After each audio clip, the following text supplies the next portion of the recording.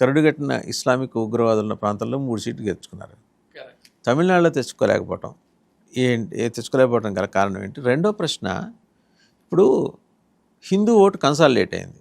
Consolidate అయిన Hindu vote బీజేపీకి పడకపోవడానికి గల కారణం ఏంటంటే ఈ నయనన్ నాగేంద్రన్ ఆధ్వర్యంలో బీజేపీ ఎట్లాగూ చీకిపోతుంది, వీళ్ళకి ఓటేసినా అనవసరం అని చెప్పి విజయకేశారా హిందువులు?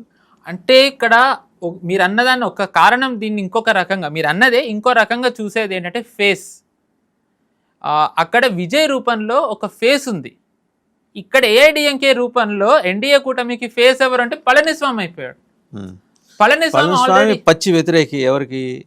మన అన్నామలై. ఆయన ఉంటే నేను పొత్తుకు రానన్నాడు. కరెక్ట్. అలాంటి పళనిస్వామి లాంటి బలహీన నాయకుడు చెప్పిన దానికి కూడా బీజేపీ తలొగ్గటం అంటే వాళ్ళ వ్యూహం ఎక్కడో దెబ్బతింది కదా. వ్యూహం దెబ్బతింది, కరెక్టే. నేను ఇప్పుడు 100% ప్రతిసారి ప్రతి ఒక్కళ్ళు సక్సెస్ అవ్వరండి. సో ఇదొక సెట్ బ్యాకే. దీని నుంచి బీజేపీ ఏం పాఠాలు నేర్చుకుంటుందనేది చూడాలి. కాయిన్కి ఇంకొక వైపు ఆలోచించినట్టయితే, ఒకవేళ నిజంగానే అన్నామలై నేతృత్వంలోనే వెళ్ళినట్టయితే, మనం బీజేపీ 2024లో అన్నామలై నేతృత్వంలోనే వెళ్ళారు. వాళ్ళు ఏఐడిఎంకేతో పొత్తు పెట్టుకోలేదు.